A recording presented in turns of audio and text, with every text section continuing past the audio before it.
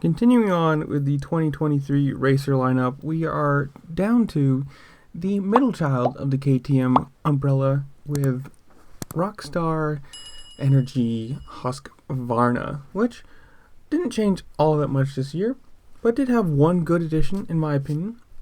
But we'll get to that.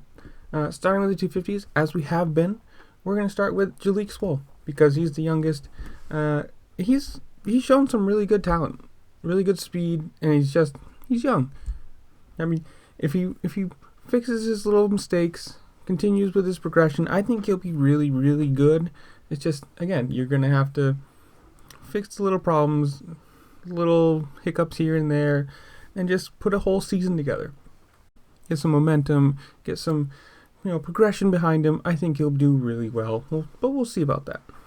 On the other 250, we got RJ Hampshire, who has proven to be super fast, and he's just one of those guys who cannot stay on the bike. Whether he's not big injuries, he's one of those people that will be doing really well, and then he'll wash the front, or he'll miss a rhythm lane or something like that, and he'll just lose places, and then one mistake leads into another, and just things never seem to work out. We'll see how it goes.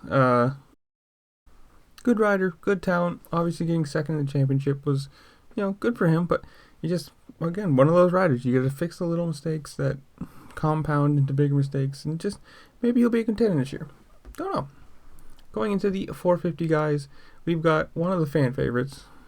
You could say maybe because of his brother, but either way, Malcolm Stewart. Obviously, he's been kind of bounced around, been on the team for a couple years now. He's always super fast. I mean, his whip speed is incredible.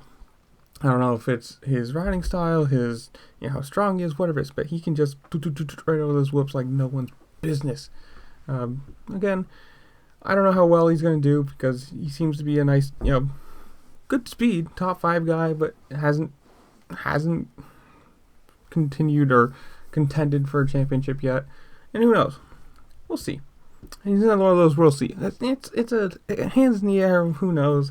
I don't think he's bad. I don't think he's great. He's just whatever.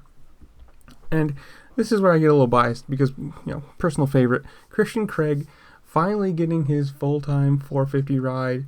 Not this, hey, you'll fill in for 450 or, fill in for 450 rides, or you get 450 for supercross or motocross only. No, this is his full 450 ride, and I'm super happy for him. I think he's going to do great. I've always thought he's done better or looked better on a 450 than he did the 250. And obviously, coming off his championship with Yamaha last year, going into a different bike, a different team, a whole different country of production, I think it might take him a little bit of time. Obviously, he's on the older side, so he doesn't really have all that much time to just trying to figure it out for a couple seasons, but I think he'll do well. I would say he's going to be a top 5 guy. Maybe fight for some podiums and a couple wins here and there, but I don't know. Personally, I hope he does well because I think he's one of the better personalities in the sport. I think he's great. His YouTube channel is always funny. He's always upbeat. A few times I've seen him in person racing. Awesome guy. Awesome in person. But that's a quick one. There's only 4 people. 1 guy for East and West, and then 2 450 riders. So it's pretty simple with these small teams. But in the comments below, you tell me. How well do you think Swoll, Hampshire, Craig, or Malcolm Stewart is going to do? Obviously, one's East, one's West, but overall, you tell me in the comments below. Whatever you want to say, make sure to leave a comment though, because obviously playing the YouTube algorithm game, it helps me. So make sure to like, share, subscribe, comment, whatever you want to do. Sub, definitely. That's always super helpful. And with that, I will see y'all later. Peace.